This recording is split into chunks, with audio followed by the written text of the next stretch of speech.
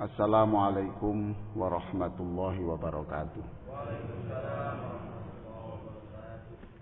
Alhamdulillah wassalatu wassalamu ala Rasulillah wa ala alihi wa sahbihi wa mawalah, amma ba'du. Bapak Ibu, para jamaah sekalian, pengurus masjid yang sangat saya hormati. Saya kalau mau berangkat ke sini nih, saya mesti angen-angen, wah saya nanti mendengarkan suaranya imam kita, senang, suaranya bagus, lembut, kalem. Tadi pada rakaat pertama itu dijelaskan bahwa secara tersirat gini ya, kita ini mbok yo kenal Nabi itu kama ya'rifuna abna'ahum. Kita itu sebaiknya mengenal Nabi itu seperti mengenal anaknya sendiri. Bapak kan tahu tuh sifat-sifatnya, ya Pak ya, sifat-sifatnya, kesukaannya, yang tidak disenanginya, ya Pak ya. Bapak kan tahu tuh anaknya, anak sendiri loh Pak. Nah, ya. Nah kita itu sebaiknya juga mengenal Nabi itu seperti itu, sehingga kita bisa tahu bagaimana sih Nabi yang disukai Nabi itu apa, mana gitu. Nabi itu bagaimana menjadi pendengar yang baik itu Nabi itu. Saya kemarin membaca buku Syajaratul Ma'arif ya, bagaimana Nabi itu ikut nimbrung mendengarkan seorang wanita yang menceritakan masalah rumah tangganya kepada Aisyah. Lalu Nabi itu ikut nimbrung mendengarkan, Pak, mendengarkan. Di dalam buku itu diceritakan, Nabi sebenarnya tidak tertarik dengan cerita itu, tidak tertarik. Tapi Nabi kepingin menyenangkan orang yang bercerita dan didengar itu kan bisa jadi sembuh loh. Bapak tidak memberi solusi ya Pak. Bapak tidak memberi solusi. Bapak mendengarkan sambil manggut-manggut. Apalagi disertai subhanallah, subhanallah, sholli ala Muhammad, ya Allah. Mudah-mudahan Allah. Senang Pak itu, senang. Pulang tuh dia bilang dapat solusi enggak, cuma plong. Nah, plong. Itu Rasulullah. Makanya pada pertemuan yang lalu saya mengajarkan sujud itu mintalah cahaya Allah. Cahaya di apa? Cahaya di telinga supaya bisa menjadi pendengar yang baik. Juga cahaya di lidah ini supaya bisa menjadi orang yang berpuasa dari perkataan yang tidak baik. Berpuasa dari makanan itu berat, tapi lebih berat lagi berpuasa dari perkataan yang tidak berguna. Pak ya. Saya tulis di buku ini, di buku Terapi Salat Bahagia ini. Ada seorang ulama yang mengatakan, saya ini kalau suruh berpuasa ya di padang pasir itu, sudahlah setahun saya kuat saya di padang pasir, saya kuat. Tapi kalau saya berpuasa sehari dari perkataan yang tidak berguna itu saya belum mampu. Ayolah Bapak Ibu sekalian, pelan-pelan kita menjadi orang yang baik. Waktu sholat, mintalah kepada Allah jadi suami yang baik, jadi istri yang baik, jadi ayah yang baik, jadi tetangga yang baik. Itu yang banyak. Jangan soal rezeki terus saja, jangan soal kesehatan, jangan soal apa saja. Minta kepada Allah, jadi orang yang baik. Ya Allah, saya jadikan orang baik seperti Rasulullah.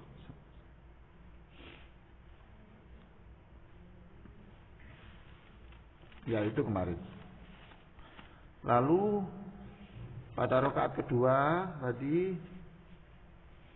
itu diterangkan tentang besok pada hari kiamat itu orang itu banyak yang kecewa lah gitu, atau menyesal mengapa dulu tidak beriman kepada Allah. Jadi jangankan orang yang tidak beriman Bapak Ibu sekalian ya, Orang yang ibadahnya tidak serius saja itu muslim, tetapi sedekahnya tidak banyak, itu saja menyesal loh Pak. Saya kok hanya sampai di sini, umpamanya gini ya. Kenapa saya dulu kok tidak bersedekah lebih dari yang saya lakukan? Tapi sudah tidak bisa Pak, sudah hidupnya hanya sekali. Kenapa saya dulu itu kalau untuk kepentingan anak saya itu tidak sayang sama sekali, tidak eman sama sekali. Tapi kalau menyangkut anaknya orang, anak yatim kok kita ini kok anak yatim, anak di panti kok rasanya kita mengeluarkan uang kok berat ya gitu. Lalu kita kecewa, menyesal Pak gitu. Kenapa itu tidak saya lakukan? Kenapa tidak saya lakukan? Kenapa sholat saya dulu seperti itu? Saya sudah tidak bisa berkutik lagi. Maka ini bulan Rajab. Ini adalah bulan sholat, ya, bulan sholat. Maka kita berusaha pada bulan ini menambah. Pokoknya begini Bapak Ibu sekalian. Jangan ada bulan lah kalau tidak hari. Jangan ada bulan yang tidak ada peningkatan kualitas sholat. Jangan ada bulan tanpa meningkatkan kualitas sholat. Ayo bersama saya. Ayo bersama saya. Wong saya sendiri ya belum sempurna. Tapi ayo. Saya mau jalan pagi, saya bikin catatan-catatan kayak gini nih. Doa apa lagi? Doa sholat yang belum saya hafal. Saya catat Pak itu. Saya jalan pagi, saya baca, menjelang tidur saya baca. Saya ingin tidak ada bulan tanpa ada peningkatan kualitas sholat. Sebab sholat ini bagian dari penentu masa depan kita. Penentu masa depan kita. Kalau orang itu sholatnya baik, insya Allah itu seluruh dosa itu diampuni Allah Pak. Seluruh dosa diampuni Allah. Jangankan sampai ibadah yang sekian panjang. Bapak Ibu membaca la ilaha illallah saja. Enggak ada Pak zikir melebihi nilainya la ilaha illallah, itu tidak ada. Ayo Bapak apa yang bisa menandingi la ilaha illallah? Allahumma sholli ala Muhammad. Itu di bawahnya la ilaha illallah. Wong la ilaha illallah itu jadi penentu orang itu muslim atau tidak Pak. La ilaha illallah itu menjadi kunci kita itu menjadi muslim dan menjadi kunci kita memasuki surga kok. La ilaha illallah. Dapat apa kita? Tidak usah dapat apa terus itu. Terus apa rezekinya tambah Pak? Kok rezeki saja? Apakah ada kesembuhan Pak? Enggak gitu. Pokoknya penting kita itu lebih dekat kepada Allah, lebih dekat pada Allah, lebih dekat pada Allah. Jadi la ilaha illallah itu artinya apa? Apa artinya la ilaha illallah? Tidak ada Tuhan selain Allah. Ya itu yang diucapkan. Tapi la ilaha illallah itu juga mendatangkan pengampunan gitu loh Pak. Jadi istighfar itu, ampunan itu tidak hanya lewat istighfar. Gitu. Saya juga membaca kemarin buku Al-Wasaya Al-Imaniyah, An-Nasaikhud Diniyah wal Wasaya Al-Imaniyah, dikatakan di situ ketika ada orang membaca la ilaha illallah, itu ada sinyal di depan Allah, ya. Ada sinyal di depan Allah, kemudian sinyal itu tidak berhenti bergerak sebelum Allah menyatakan saya ampuni orang itu. Saya ampuni orang itu. Ya, baca la ilaha illallah yang banyak, yang tulus. Nah, baik. Bapak Ibu sekalian yang sangat saya muliakan. Jadi sekali lagi ini bulan Rajab, bulan sholat. Kan ada tepaan, hari pendidikan ada, hari ibu ada, ya Pak ya. Hari buruh ada. Hari apa lagi? Apa? Hari pahlawan ada. Hari ibu, hari ayah? Tidak ada. Tidak apa-apa, jangan iri Pak. Kalau iri ya Bapak minta aja berubah jadi wanita. Nah, yang perempuan ada hari ibu, ya karena ibu ini memang 3 kali lipat toh penghormatan pada ibu ini, pada istri. Bapak-bapak, tolonglah setiap sholat itu mendoakan istrinya masuk surga. Pak.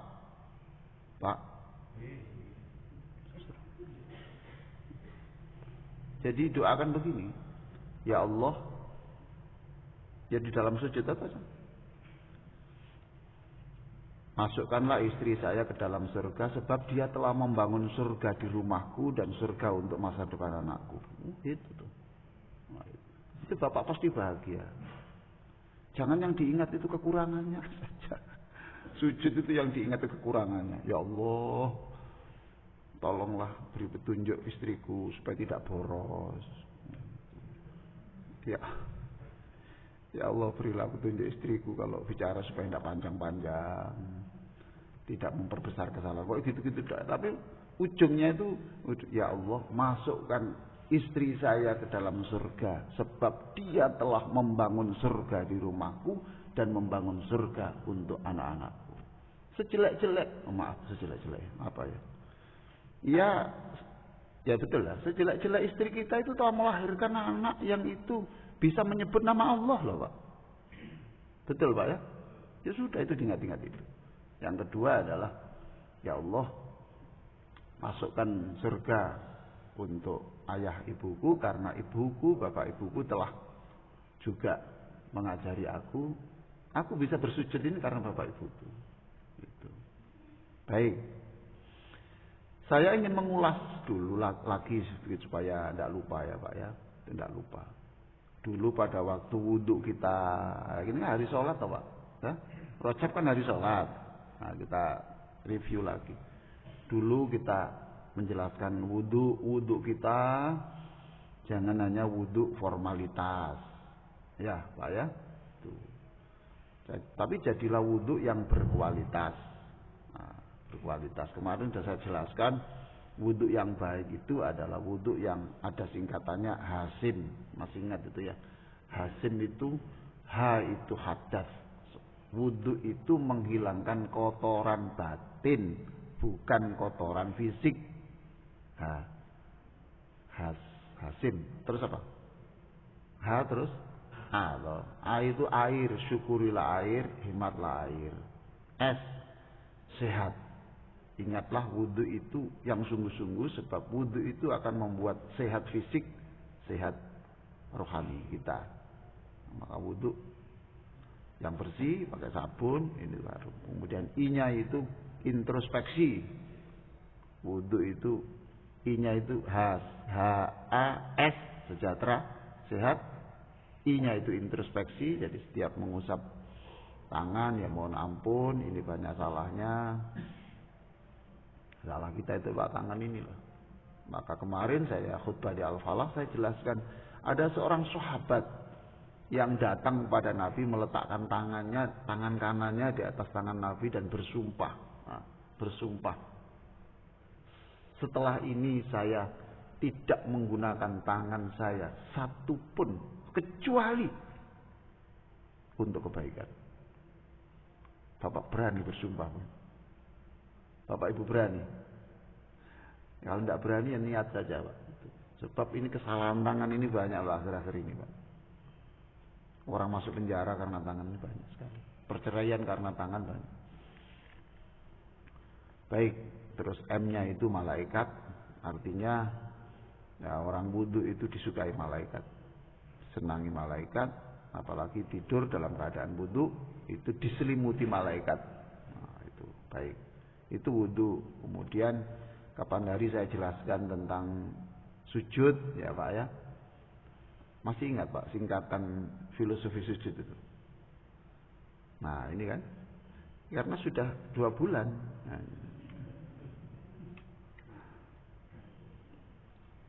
filosofi sujud kemarin dulu Pak ya. Tanda gairah semalam. Tan itu supaya kita tidak deklarasi kita itu tidak sama dengan setan. Sujud itu tanda itu dunia akhirat itu selesaikan lewat sujud. Ga itu surga, sujudlah yang lama semakin lama sujud Bapak Ibu, semakin dekatlah ke pintu surga. Ir itu irama, irama. Bapak Ibu membaca subhanallah, subhanallah, subhana rabbiyal a'la itu sama dengan iramanya, irama subhanallah yang dibaca oleh malaikat. Ha itu hina. Kita jangan merasa besar. Siapa tuh Bapak itu? Saya orang penting. Bapak kalau penting betul, saya tanya saja. Kalau Bapak memang betul-betul penting ya. Kalau Bapak meninggal, matahari itu bisa terbit dari barat. Bapak boleh menyebut Bapak penting, orang penting. Bapak meninggal, matahari masih terbit dari timur aja. Fabuital ladzi kafar. Gampang. Di dalam surah Al-Quran disebut fabuital ladzi kafar. Kalau kamu memang pinter, coba kamu punya Tuhan, coba Tuhanmu tuh suruh membalik matahari dari timur dan barat. Sepenting-penting kita, sehebat-hebat kita itu, kalau kita mati nggak ada apa-apa loh. Yang penting itu kalau ada perubahan besar dunia itu baru penting. Nah kita ini siapa? Kita ini debu saja. Gairah semalam semalas. Itu stempel ya Pak ya. Sujud itu sama dengan membuat ada cahaya di kita, semama itu kematian. Orang sujud itu ya ingat mati, mencium tanah dari tanah dan akan kembali ke tanah. Kemudian lam itu ratapan alam, tempat sujud kita itu besok akan menangis ketika Bapak Ibu menghadap Allah, karena dia mengatakan, wahai Allah, orang yang bersujud di atasku sekarang sudah tidak ada lagi. Baik, nah sekarang kapan hari juga saya share ya doa cahaya. Ya betul Pak ya. Ulangi saya ya. Enggak apa-apa Pak ya, pengajian ini resume ya Pak ya. Itu ya. Itu ya. Sebab saya memberi pengajian itu tidak hanya ingin supaya Bapak tahu Pak. Kalau untuk supaya Bapak Ibu yang terhormat tahu, saya sampaikan sekali selesai. Tapi saya itu ingin setelah tahu itu kemudian apa yang bisa dilakukan, ada perubahan. Nah, kemarin saya mengirim doa cahaya itu. Allahumma ja'al fi qalbi nura. Ayo. Nah, jadi wahai Allah, ayo. Berikan cahaya di hatiku supaya aku mengingatmu sampai akhir hayatku. Enak toh Pak, bagus. Kalau enggak, Nabi saja Pak ya, Nabi saja itu minta tolong Allah supaya ingat Allah. Loh, Nabi loh Pak. Sampai Nabi itu mengatakan, kalau kamu setelah sholat, mintalah tolong kamu kepada Allah supaya kamu ingat Allah. Allahumma a'inni ala zikri. Ya Allah, bantulah aku. A'inni itu bantulah aku untuk ingat Engkau. Loh, itu loh Pak. Jadi Rasulullah saja itu kemudian masih butuh dibantu Allah untuk selalu ingat dia. Allahumma, ayo. Allahumma ja'al fi qalbi nura. Wahai Allah, berikan cahaya di hatiku supaya aku bisa mengingatmu sampai akhir hayatku. Wahai Allah, berikan cahaya di hatiku supaya aku bisa menghapus seluruh penyakit hatiku. Masih ingat toh penyakit hati? Ya iri, dendam, jengkel, kecewa, itu loh. Lalu syirik, suudzon kepada Allah itu. Lalu wahai Allah, berikan cahaya di hatiku sehingga aku ikhlas, senang menerima apapun takdirmu. Wah, indah sekali ya Pak ya. sujud. Terus wa fi lisani nuro. Ayo. Ya. Berikan cahaya di lidahku supaya aku lidah itu supaya aku menyebut namamu atau supaya aku bisa inilah Pak, apa kemarin itu ya? Masya Allah, padahal tadi waktu sujud sudah saya baca. Banyak itu. Supaya aku berbicara gitu. Ya, supaya aku berbicara yang benar. Ayo. Dan menyampaikan kepada manusia dengan jelas. Artinya begini Pak, Bapak kan punya sesuatu yang tahu yang baik. Lalu Bapak bisa menyampaikan istri, menyampaikan kepada anak dengan jelas. Dengan jelas dan senang. Senang. Ya seperti saya menyampaikan begini, ini kan saya minta tolong pada Allah. Pada waktu sujud saya tadi saya minta, ya Allah, bantulah aku nanti menjelaskan firman-firman-Mu itu dengan jelas, yang mudah difaham. With powerful words from you. Artinya itu dengan kata-kata yang ada power, yang bisa menguatkan. Minta tolong. Wahai Allah, berikan cahaya di telingaku, supaya aku merespon panggilan-Mu dan panggilan Rasul-Mu dengan cepat. Ada panggilan Allah, panggilan Rasul cepat. Jangan ditunda. Jangan ditunda. Manusia yang baik itu manusia yang tidak menunda. Nabi Ibrahim itu disebut Khalilullah, kekasih Allah, karena Nabi Ibrahim itu jiwanya jiwa labbaik. Makanya kita baca labbaik, Allahumma labbaik. Itu labbaik itu siap, gitu loh Pak. Siap. Makanya Nabi Ibrahim itu ketika khitan itu menggunakan kapak. Kapak itu kan sekian Mbak, betul loh. Jawab. Saya tanya orang, kenapa pakai kapak? Jawabnya macam-macam. Karena ya sudah tua Pak, sehingga perlu pisau yang besar. Loh kok perlu kok? Ini wis atos. Oh bukan Pak, bukan itu. Bukan. Jawabnya adalah karena ketika ada perintah khitan itu, yang ada di sebelahnya itu kapak. Di sana juga ada pisau yang kecil-kecil yang itu lebih tajam. Tapi kalau saya berdiri mencari kan berarti menunda. Ayo. Paham? Maka kemudian kita labbaik, Allahumma labbaik. Siap. Gitu. Siap.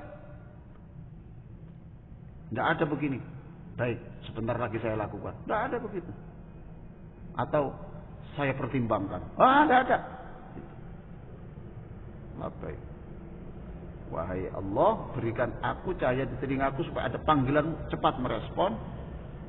Lanjut, wahai Allah, berikan cahaya di telingaku supaya aku menjadi pendengar yang baik. Senang mendapatkan kritik. Senang mendapatkan cacian orang. Pokoknya senang saja. Senang saja. Dicaci orang ya, alhamdulillah, berarti pahala saya pahala dia ditransfer ke saya. Itu gitu aja selesai. Atau jangan-jangan ini memang dikirim Allah untuk mengingatkan saya. Jadi Allah itu kalau mengingatkan orang kadang tidak langsung, Pak. Kadang lewat orang gitu loh, Pak. Baik, itulah. Kemudian terakhir ya, wahai Allah, wafi aini nuro. Ayo.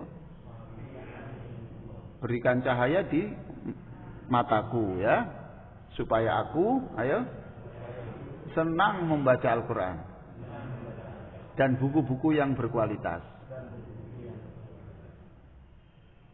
Hanya memandang yang baik dan melihat orang dengan pikiran positif. Nah, itu sudah, itu kemarin sudah saya ajarkan. Allah, ulangi saya, Allahumma ja'al fi qalbi nura Wa fi lisani nuro. Ayo. Wa fi sam'i nuro. Wa fi basari nuro. Ulangi. Allahumma ja'al. Fi. Allahumma ja'al. Ayo. Wa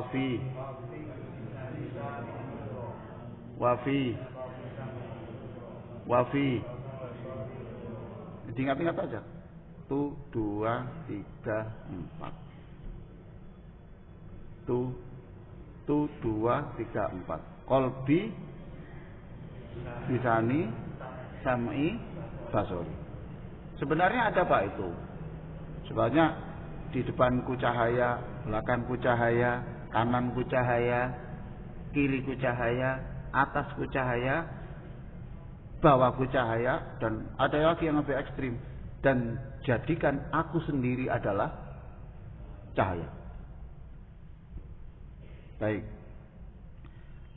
Masih kita bab sujud Pak. Bab kita masih bab sujud. Masih di buku terapi salat bahagia ini masih kita berbicara tentang sujud.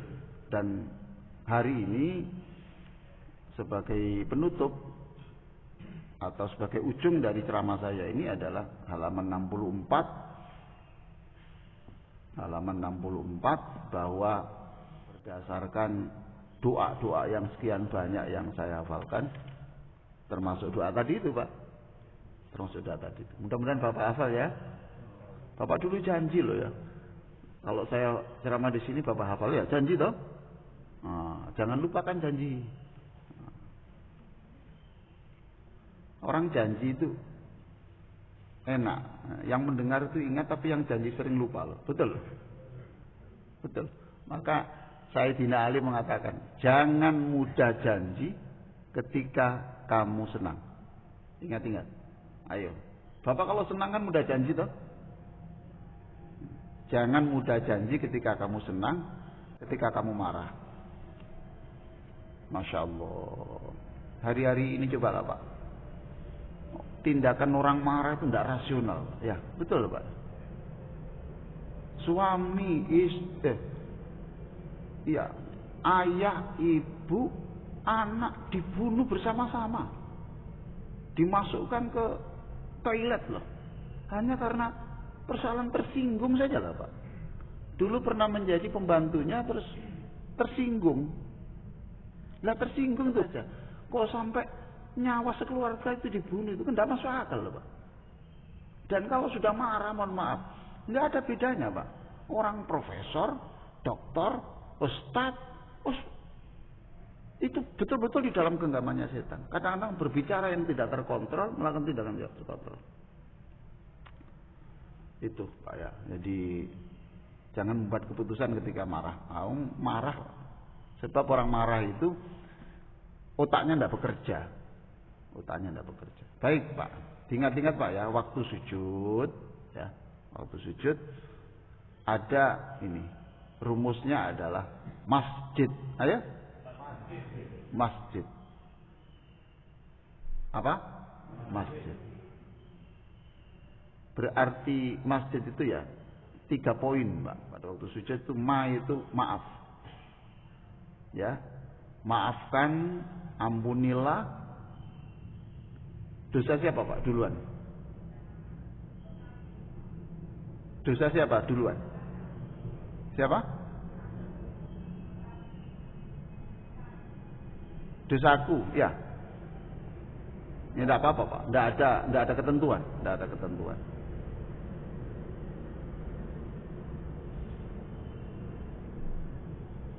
Sebentar Pak, ada pesawat sudah jemput saya ini.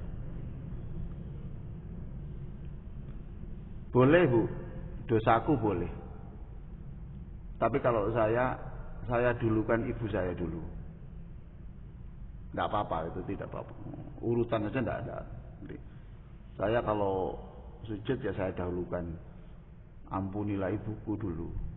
Ampunilah ibuku. Ampunilah bapakku.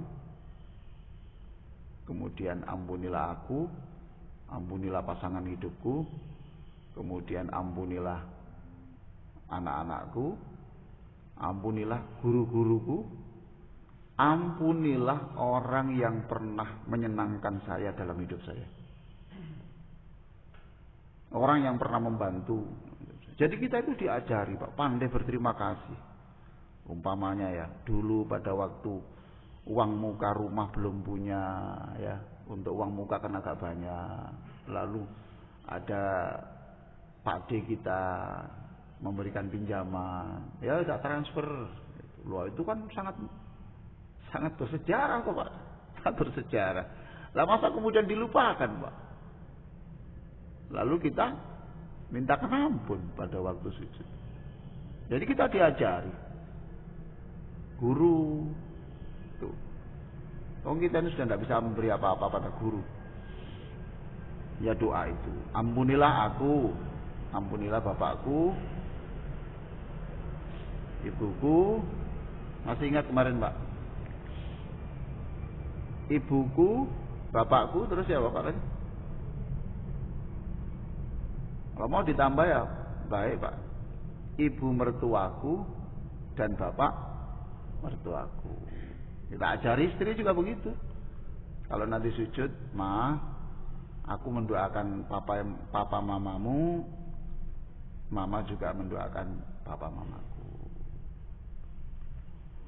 Subhanallah, Bapak. Saya tanya ya, kebutuhan orang yang masih hidup dengan kebutuhan orang yang masih meninggal itu lebih banyak mana? Ayo, jawab. Kebutuhan orang yang masih hidup dengan kebutuhan orang yang masih meninggal banyak mana? Pak Haji? Ya enggak apa-apa, wong Islam enggak pernah menjelaskan. Tapi kan beda pendapat kan enggak apa-apa. Menurut Bapak kebutuhan masih hidup itu lebih banyak. Tapi kalau saya ya kebutuhan orang meninggal itu lebih banyak, Pak. Lebih banyak. Bagaimana Pak, wong setiap hari butuh doa dari yang masih hidup, Pak? Boleh juga ditafsirkan oleh Bapak, ya kebutuhan fisik, Pak, ya. Kebutuhan finansial, kebutuhan makan, tempat tinggal lebih banyak. Kalau di kuburan kan sudah tidak perlu perumahan, Pak, gitu. Boleh. Tapi kebutuhan yang lebih pokok adalah, maka perhatian kita kepada orang yang sudah meninggal itu harus lebih ekstra. Jangan pertaruhkan masa depan orang tua kita. Jangan pertaruhkan guru-guru kita. Kita diberi hidup ini, diberi tugas. Selamatkan orang tuamu. Selamatkan guru. Maka saya bilang kepada Allah, wahai Allah, saya jangan diwafatkan dalam usia pendek. Saya belum tuntas mendoakan, menyelamatkan, membebaskan orang-orang yang pernah berjasa pada saya. Kalau saya dimatikan hari ini berarti saya sudah tidak bisa berdoa lagi. Saya tidak bisa berdoa lagi untuk ibu saya, untuk bapak saya, ya, untuk kakak saya yang menyekolahkan saya. Nah itu tuh. Nah, jadi doa. Ma itu maafkan siapa? Terserah Bapak Ibu. Nah, mintakan ampun kepada siapa saja, ya. Tuh. Sekarang ma s. Kira-kira apa, Pak? S. Doa tadi loh, Pak. Doa cahaya tadi. S kira-kira? Sinar. Ya Allah, sinarilah aku tadi itu. Lah kok bisa aja ada rumus S, Pak? Iyalah, sinar. Kalau Bapak berdoa hanya subhana rabbiyal a'la, enggak ketemu rumus ini. Paham, Mbak, ya? Kalau orang bertanya di buku ini, Pak, sujud kok rumusnya ada. Jadi masjid itu kata yang mudah diingat gitu loh, Pak. Oh, ma sudah berarti S itu. Nah, dari mana itu? Kalau hanya berpegang pada subhanakallahumma rabbana wa bihamdika Allahumma ighfirli, enggak ketemu, enggak ada cahaya. Kalau hanya berbicara pada subhana rabbiyal a'la enggak ada. Maka bisa saya sebutkan di sini karena Nabi mengajarkan, sujudlah kamu dan mintalah cahaya, mintalah sinar S. Nah, gitu. Sinarilah aku tadi itu sinarilah hatiku, sinarilah lisanku, sinarilah telingaku, sinarilah. 1, 2, 3, 4. Sudah, lumayan. Kapan itu? Boleh setiap sujud, boleh sujud terakhir, boleh sujud paling awal, tidak ada ketentuan. Setiap sujud tambah bagus. Hanya satu saja, jangan diucapkan.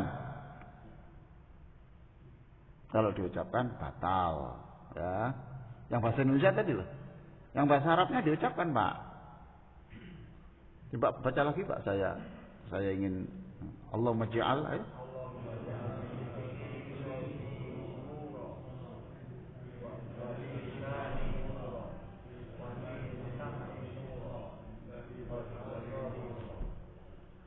Loh, Bapak cerdas gini loh. Bapak kok sering mengatakan, saya ini sudah tua, susah menghafal. Siapa bilang, Pak? Oh, Bapak sekarang saya ngajari bisa gini loh.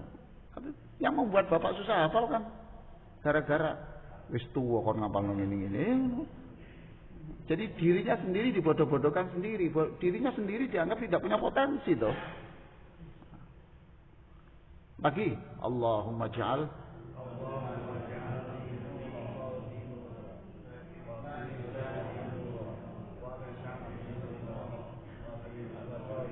Setelah itu, setelah Arab tadi, lalu dalam hati tadi itu.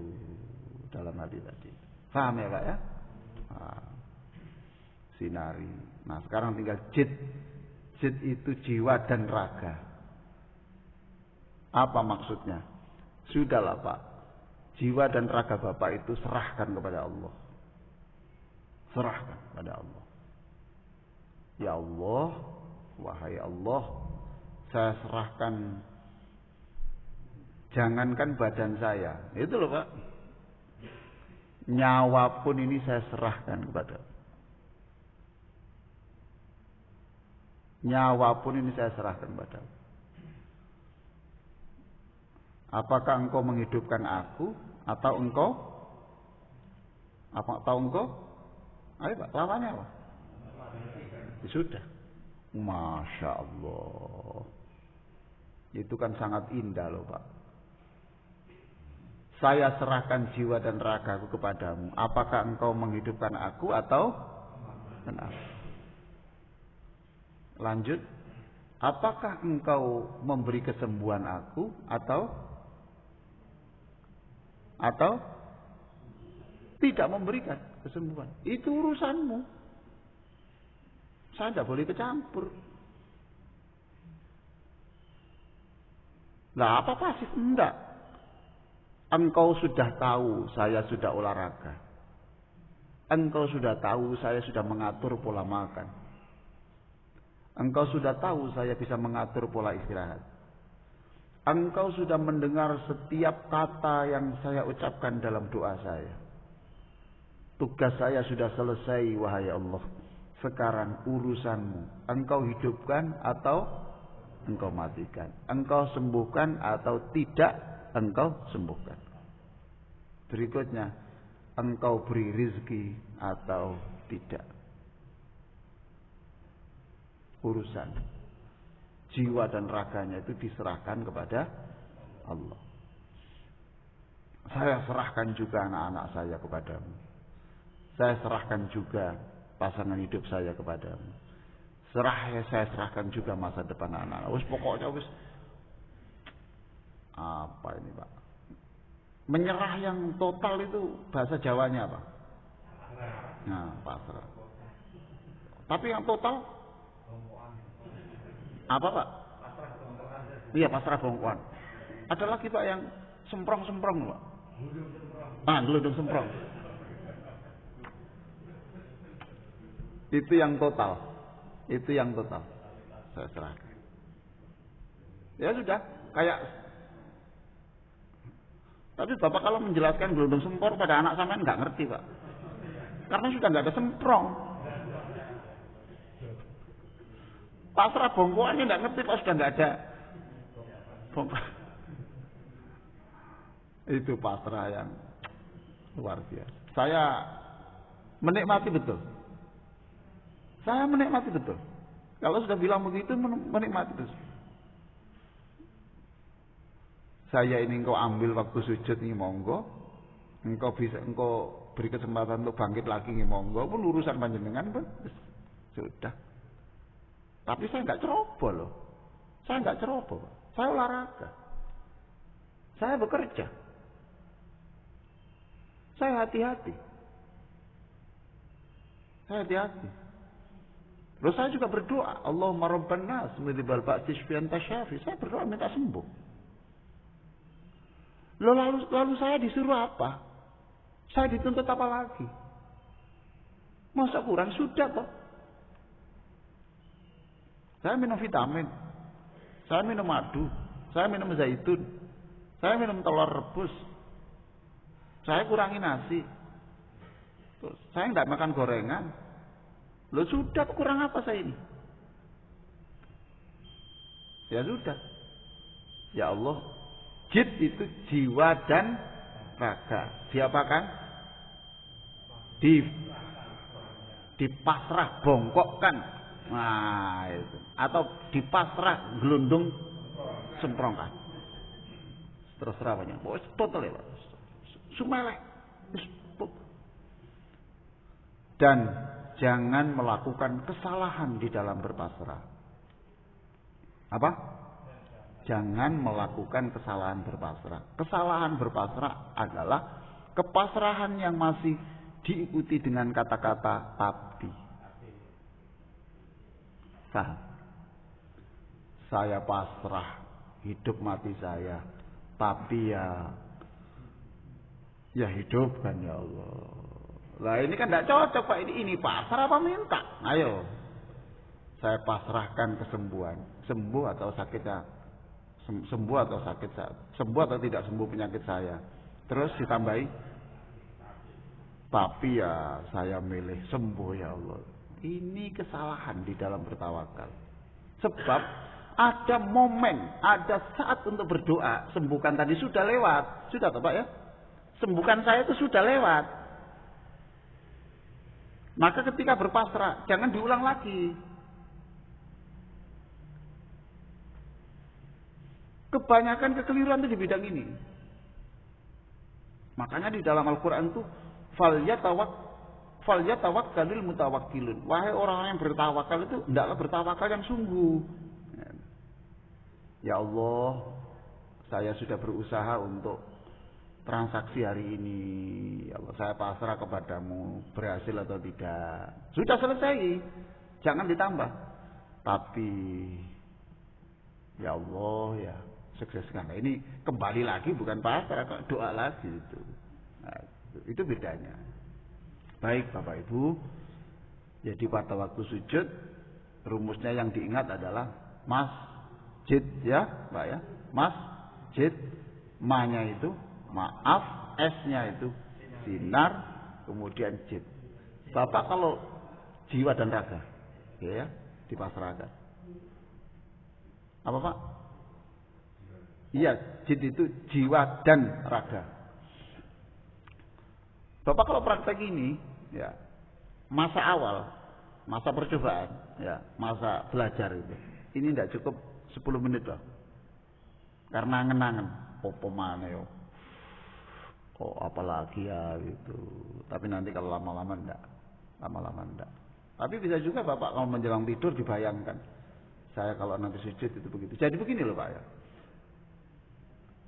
Ini sebetulnya saya itu sudah mau mengadakan training ini Maret ini. Ya, Maret ini kita mengadakan training karena sudah 2 bulan kita enggak mengadakan training. Tapi kena Omikron ini ya kita tunda lagi. Jadi ada yang namanya di luar sholat itu hafalkan. Di luar sholat itu hafalkan. Jangan menghafal pada waktu sholat. Paham toh? Nanti pada waktu sholat tinggal perenungan. Jadi ada menyimpan memori di luar sholat. Ya seperti saya tadi itu. Mungkin waktu jalan pagi atau naik mobil karena sudah ada yang nyetir ya sudah, daripada ngobrol dihafalkan. Itu namanya menyimpan memori. Lalu pada waktu sholat sudah tidak butuh memori lagi, sudah tinggal mengeluarkan dan dihayati. Kalau dicampur Pak, itu biasanya agak bingung. Ini waktunya sudah jam berapa? Sudah habis. Ye. Monggo, kalau ada yang bertanya monggo. Itu hadisnya. Saya kemarin lihat videonya yang isi ceramah di sini. Memang saya ini pengagum beliau ya. Waktu ketemu saya di Madinah ya. Saya kalau udah ketemu untuk apa diskusi yang lain-lainnya, diskusi soal ilmu aja lah gitu. Senang.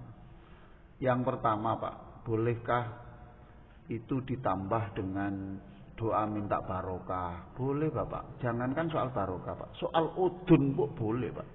Loh bener Pak. Wong Nabi itu mengatakan, sudahlah minta apa saja. Selesaikan urusanmu dunia akhirat itu. Ya Allah, udunku durung brodol, minta dibrodolkan. Itu boleh. Apa yang salah? Bahkan ada orang bertanya, bolehkah Pak saya sujud minta soal rokok? Saya jawab, lihat-lihat bunyinya. Tapi kalau, ya Allah, sudah lama tidak merokok. Mohon ya Allah. Lah itu tidak boleh. Tapi kalau Bapak, ya Allah, istri saya sudah marah terus, saya kenapa masih merokok pada usia sekian. Padahal di situ ada cucu saya, ada anak saya. Wahai Allah, saya tidak bisa berhenti dari merokok kalau tidak Engkau bantu ya Allah. Maka melalui sujud ini saya mohon. Saya malu ya Allah ke masjid dengan membawa bau bekas rokok ya Allah. Malu ya Allah ketika saya sujud Engkau mencium bau rokok saya. Malu ya Allah. Loh, jadi boleh toh Pak. Apalagi soal barokah umur, barokah anak yang soleh. Itu boleh Pak. Apa saja boleh. Nah, kenapa pakai rumus masjid tadi itu? Itu sebetulnya kan kita itu yang poin-poin akhirat Pak gitu, ya, poin akhirat. Selesai itu boleh ya Allah, hari ini saya akan mengadakan pertemuan. Engkau lah yang akan membuat nanti bisa tidak hujan. Boleh Pak, boleh. Tanda tadi kan urusan dunia akhirat. Selesaikan di situ. Selesaikan di situ. Nanti setelah sholat ditambahi lagi yang diucapkan. Yang makmum tadi itu Ustaz Zainuddin dan Zat aja Pak itu. Dia ahli hadis, ada ahli hadis. Tapi kalau sekarang yang soal kaca tadi ya, Bapak saya beritahu ya, saya itu di Bangladesh ya. Saya di sebuah pertokoan. Dan di Bangladesh hampir tidak ada masjid yang itu tidak. Banyak masjid itu karena tanahnya mahal, lebih mahal dari tanah di Amerika. Karena penduduknya padat, tanahnya kecil. Padat. Itu lantai tidak ada masjid yang lantai itu. Mesti ada 9, 10 gitu. Dan tidak ada begini, tidak lubangnya tidak ada. Di atas, di lantai 10. Tidak harus pintu kebuka lah. Kalau pintu kebuka gimana Pak? Dijadikan ada hawa ke sini atau enggak ada gitu. Itu gambarannya. Nah kalau pertanyaan Bapak kaca harus dibuka tadi kan berarti juga sama pertanyaan seperti ini. Sehingga ya cuma begini. Saya itu sholat di lantai 4 ya. Itu ada tertulis praying room, tempat sholat ya. Saya ini tunggu mana imamnya kok enggak datang-datang ini. Tiba-tiba terus iqamat Allahu akbar Allahu akbar asyhadu an la ilaha illallah asyhadu an la ilaha illallah. Qomatnya di sana kan dua kali ya, 2 kali. Sama dengan di Cina juga gitu. Hayya 'alas shalah hayya 'alas shalah hal falah. Loh di mana ini? Ternyata Pak imamnya itu di lantai 1. Jadi ini posisinya ini antara lantai 1 dengan lantai 7 itu satu arah. Ini kecil Pak, hanya sekian. Pertokoan Pak dibuat lebar kan ya, gimana Pak? Itu harganya mahal. Jadi mulai bawah Pak. Imamnya di lantai 1, ada imam sampai di sana. Begitulah Pak. Kalau ada mazhab yang harus ya kita hormati, tapi tidak harus kita ikuti kalau dalam kondisi yang itu. Nuruti fikih itu nggak ada habis-habisnya Bapak, ya. Itu banyak. Yang sisanya nanti kebagian Ustaz Zainuddin yang bisa gitu. Ya, saya kemarin lihat videonya kok dikirim. Wah, itu pinter Pak itu. Pinter tuh sudahlah. Itu hadisnya itu sambil ngelilir pun itu bisa maca hadis pun, Pak. Betul, Pak. Dengan gaya yang santai, sederhana. Begitu Ibu Bapak, mudah-mudahan manfaat ya Pak ya. Allahumma sholli ala sayyidina Muhammadin wa ala alihi wa sahbihi ajma'in walhamdulillahi rabbil alamin. Allahumma ja'al fi qulubina nura.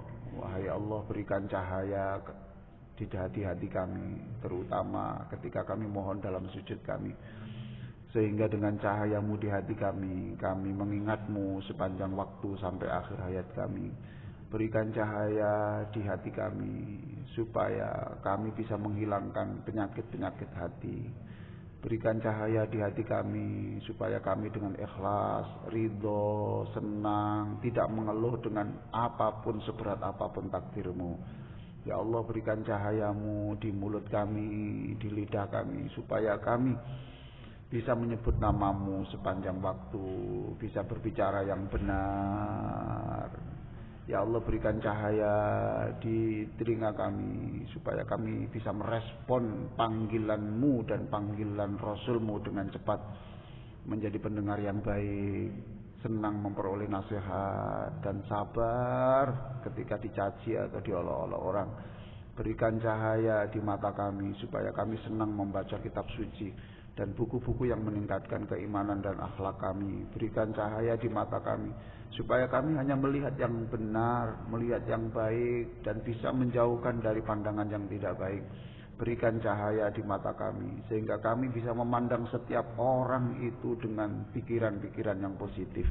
Rabbana atina fid dunya hasanah wa fil akhirati hasanah wa qina adzabannar walhamdulillahirabbil alamin.